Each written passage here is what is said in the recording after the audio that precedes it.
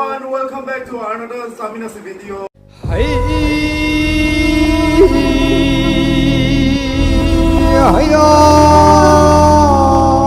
Ataoba Thongba usage ngasidi khoina thongjaba haitare khogi style da. Khoi Manipur style da. Zek khang je thang kale khang sare. Asdaw khara haijan jar ke. Magi asle kano dugi chang da. Yeah, okay. Siare. khara ham ha. Yare, siare. Yam thau yam chap yam phate adubu nga thongba ni na thau yam dradi haukte. Is maram do. Chingem di thau yam chai ba. Ai ma thau chamandana ai chu thau cha re aduna. Ado je thau je sare thau chai aham da kai fast koina hap sari je kan one ba jira che. Chang thau je yam kan mul la chu pharak ta aduna si chap charam ni si timing. Aduga next telo telo je ina chao chao soi ma ram di chao chao soi mai he na kan to e ku na soi to phar ta chao ma soi de ji hao we hai nga thong koi ba mon gi de to yo ba mon gi to bu de moi ne ga na pi che de chao chao soi ram nga thong ma ram di lai za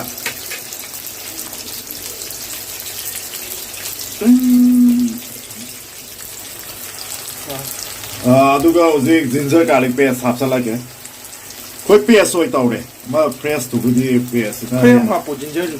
ginger se khayam hapsira Ma I ha bo. ya okay aduga sina ke garlic sanam gi paste uzik iduna singi sina sanam gi tang aduga hapeta ngot ke habis apa macam dah main like this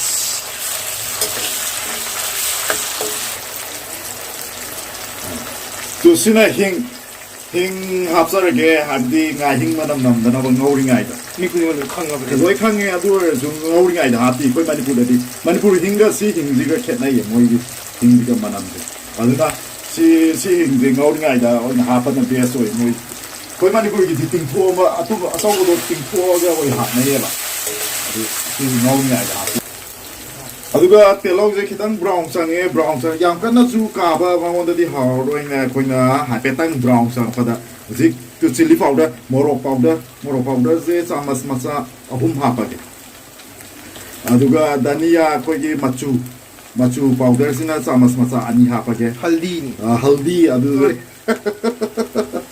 aduga sina dania powder koi gi coriander gi aduga sina zira powder adu ma se ani ni ha ke Jira na cumin. cumin adu dai se dania sina koi gi kanu do kai la la sa ha pa do phadigom marugi powder adu se ha pe pot la ke kasam be adu se ha pe pot la ne ma hi ha cha la ma hi ka bu na haoด้วยนี่มันน้ำนุ่งเสียนี่สิเดินแน่หาวด้วยนี่เรื่อง Sam lam. นั่งยีลามันนั่งยีปุ๊บไปแล้วมันนี่มันน้ำเสียตามด้วยดูก็อีสิ่งอาซาบะมาฮิโอเนี่ยอีสิ่งอาซาบะคิดตั้งสมัยนะ Len dum sali ni tu dan. โอ้ในเด็กกูเองสมัยนั้นมาฮิยามมาสุฮับทุกมาฮิคาราฮักที่ยานาดูง่าฮับทุกนะเสียไปตั้งบรองโซ่เลยสมัยนั้นเสียหายนี่สมัยนั้นมายามมาสักร้อยเชียนกี่แบบคำพูดที่เขาจะร้อยเชียนจะหลับอะไรคำพูดการมาเทมันน้อยโดน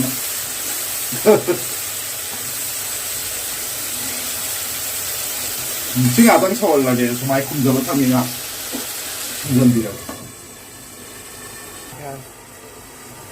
aduh apel makum no foga moro ate pa hapa ka hol ngasai ngori nga aduh usian tum hapa ke moro ate pa kara manam nung sina ba ka sator kara mai lai da ke si ka na mai kara lai da Kame sina ha po. kame sima kon hapse kame sima han hapa ro aduh usi nga Ataoba nga Ataoba Mamma le u da. Ataoba ni na Ataoba Thongba gi ha pa ge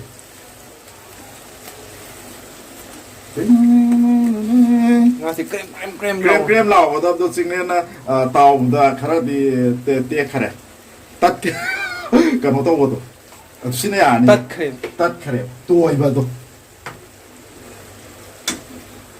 สิปวดละแกคนไม่ดังนี้นะงาสิยามที่ยามมาแล้ววันนี้สินะรวยมากชุกกับชุดสร้างกันเดียวก่อนแล้วนะสิคาราสินะเยี่ยงไงกันมั้งอันโน้ก็สู้คาราสานอ่ะดูมาฮีคาราให้จันเกมาฮีสิยามมันเด้อ คาเมนชินที่ฮับจ่อ คาเมนสิมันจะชกกันการโดยหาปะเกงานวิธีคาเมนสิมันหันโน้บุเนี่ยบ่อะดูฮันดักที่การมาเท่าไรค่อยขุดทงสิคาเมนสิมันก็โน้ยหาปะดูมาฮีไม่มั่มเลย มาสอนออกครับมาฮีสิสร้างงานนี่กว่าไงก็เรื่องชกจะหลับก็ได้วันมาที่หาปะรวยดูก็ไอ้อดที่หาแต่เอาไว้ทากันก็รวยหาตัวนี้ตั้งโชว์ละกัน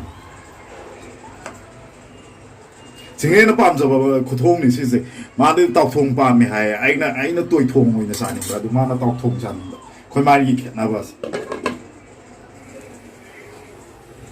ได้กุศลงานตั้งเข้ามาสิชาวบ้านสิมาคุ้มจะหลอกทัวร์แกมาคุ้มหลอกทัวร์ก็กะเกยรวยหาแกตัวฮาริบอกก็มันพูดได้ก็รับนี่ก็ฮาวายทรัคก็ยี่ฟรอเซนฮาวายทรัคนี่อันตัวอูดอะไรอันตัวสิ่งให้จำมาตัวไอ้อูดฮะอันตัวก็คาเมน่าซิมบาฮาปะเกคาเมน่าซิมบาจะฮาเปอาลูจะฮาพลาร์เก็บละคนนุปานาทงบันนี้นะยุมเดกันมาต้องบอกที่มานาตัวเรมาหอยนาทงบ้างคนนุปานาตั้งทงบันนี้นะชิเนนฮาวอีคนนุปทงมาให้ไว้ตัวทีเด็กไว้ทงไปสิชิเนนฮาวอีเรื่องคนซาร์กันคนมาหอยทงก็สักมัน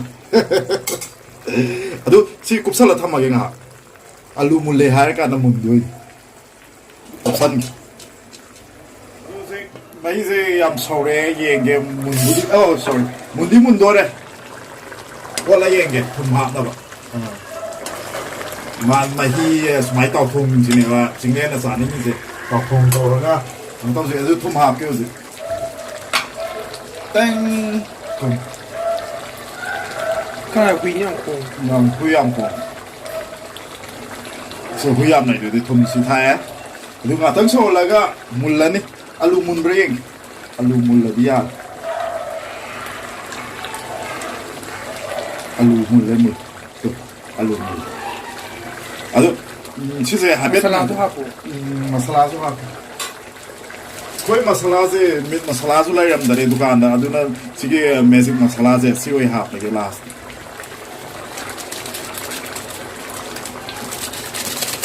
สิ่งMagic masala Maggi magic masala ya zing za na ba ready to ra se si ka to ni na kwa za chu lam zale ta na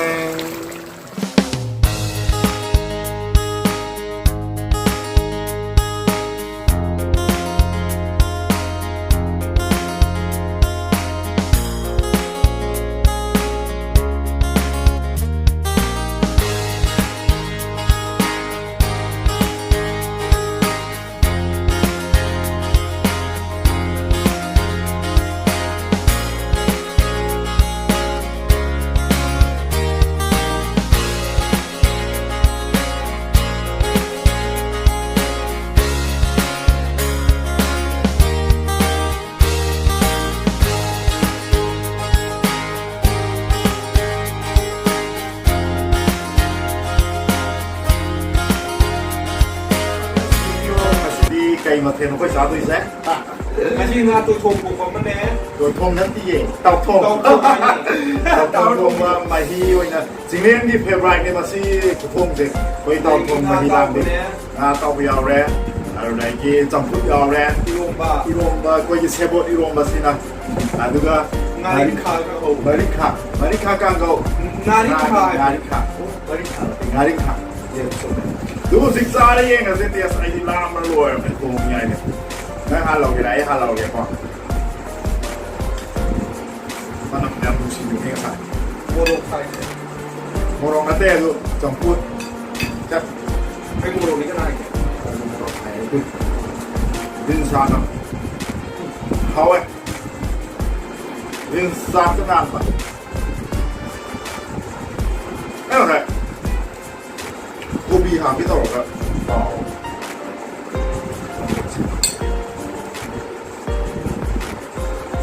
sini pas satu deh aduh koi lo ini tuh kan koi nih sambil nasi tau reis cuma handoi game play lo deh Ataoba video Ataoba namu lah sambil nasi number sampai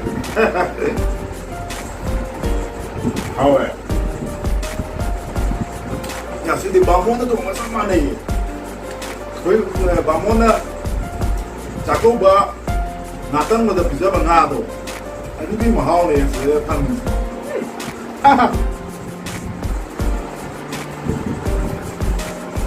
Awe mana?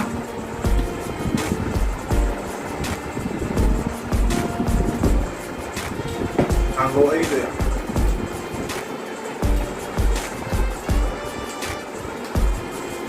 Nasi dia, anak sadar lagi ya nak.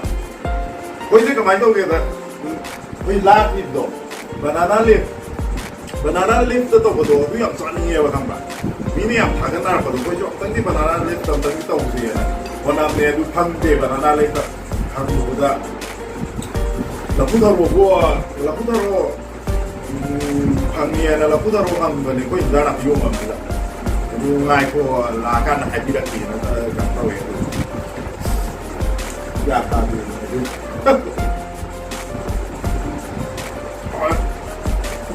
Wow, ang hindi. Kasi dia mo na ba. Kung di kang kalero malelo ka. Kaya no la.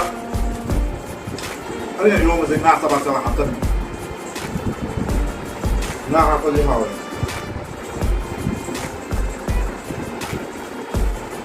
Masalah ya.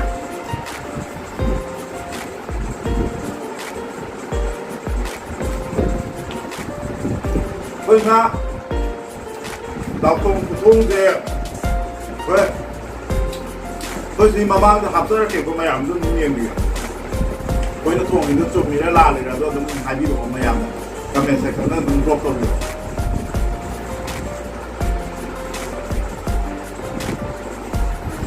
这好厉害吧？它是王安嘛？王安成对吧？这样我脑子。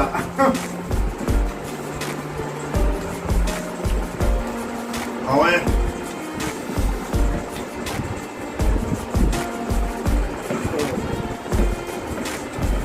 刚刚就是没带。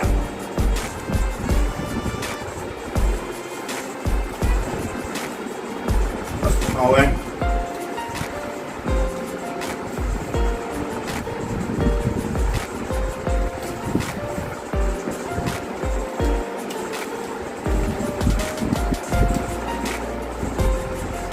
Người đó mới bắt đúng được.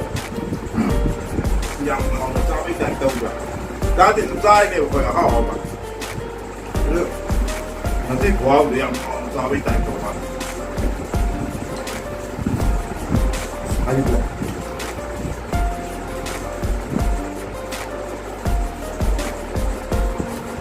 Em biết một đại là một bạn. Nhau nó phải được rồi. Hay rồi nào ngày thì 해리포터 행을 한대요 봐. 그때 해리포터는 나하고. Một tiếng tao nghe. Vậy thì hay là đấy ra tay nữa thế này. Yam tăng ra vào cái này. Yam tập tốt cái ra phải nhẹ là không.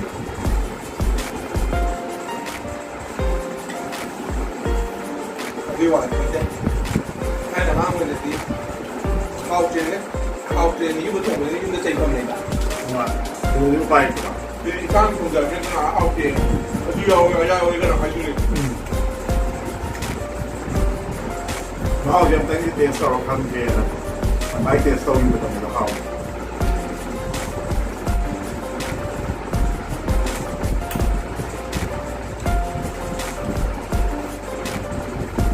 Rồi. Đâm đây rồi mình ra của tiếng mới họ điều gì vậy? À đi. Đâm ra nó xuất hiện là mình ra làm việc họ với cổ phần. Tapi masa kita investasi itu mencaci asing dalam daerah ini kan berkali kali setahun dia, apa ni guys memang. Dengan macam Well, I want to hire.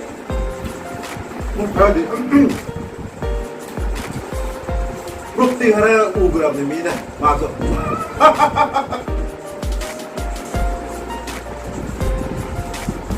Ay yung milta. Yung milta. Ito yung hongan na na. Ang galing. Ay yung mga yung mga bayan. Kato ba awe, kango awe. Yung mga yung awe.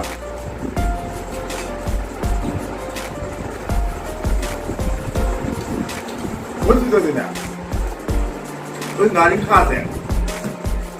Mới mới ăn thì xa đi mà còn mình thấy mà sao rồi lâu bẹt cái này mà không vậy. Tôi tôi làm video cái hai gì nhập cái vậy. Tôi những cái suy cái gì. Tôi ngà lấy ra này tôi ngà tôi đi mà tôi video xin tôi. Mới ăn thì muốn đi cái. Mới đi xa rồi nên làm gì vậy? How it was it? Với Manipur thì xin mẹ thì cái một chắc không lấy cái người giàu lấy ngay khả năng một cái gì vậy.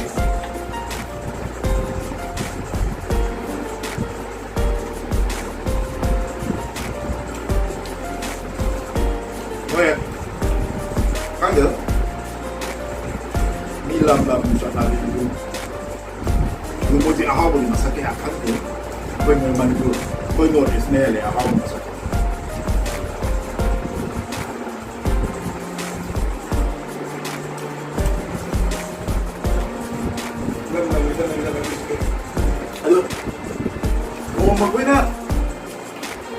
When I did Manale of the morning of my phone was I my son will my Manasi. I don't mean I don't know they wanted it.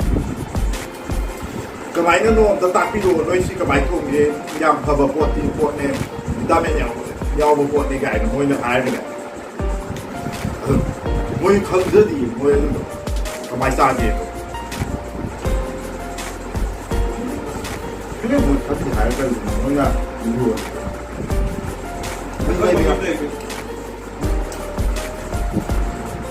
Come on, come to the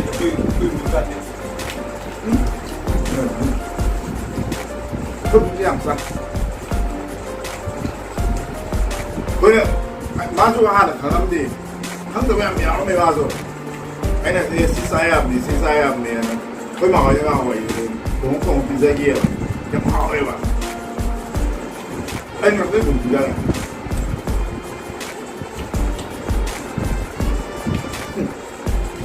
Các bạn đang học này, môn giàu thì được hay là thế nào? Môn giàu vì mình đang căng thẳng sao? Môn giàu vì mình đang, vậy môn giàu vì mình đang tôi căng suy cuồng nữa. Cảm ơn các bạn đã đầu gì mà, đa kỳ này cái này. Anh rất hào vì có môn giàu vì căng suy cuồng rồi, môn giàu vì suốt đầu vậy nè. Quay thẳng cái camera, cái nó có tiếng.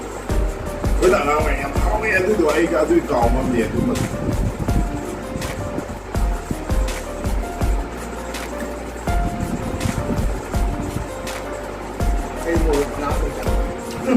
Tôi đi ra thì gì? Nó mua cũng ra ra rồi mà. Cho đi ra. Ai cũng ra thì mua rồi mà. Cho đi ra càng giàu. Ai luôn.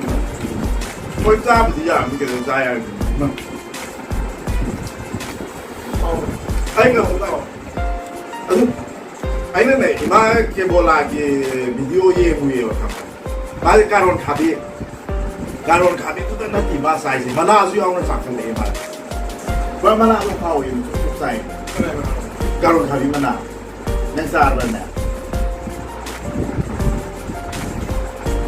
na cha no da Đấy. mana sing yang sai yam hong na su sai ai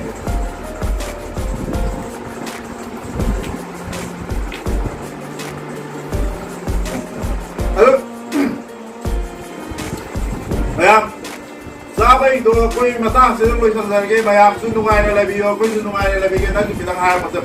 Bayam, everyone, bye. Take care. Ngoài cái gì like không video ngoài cái là like không video. Aduh, xem tốt rồi video xem tốt rồi đi. suggestion there, suggestion box, comment box, upset more. So you know, we are much. Thank you. Thank you, everyone.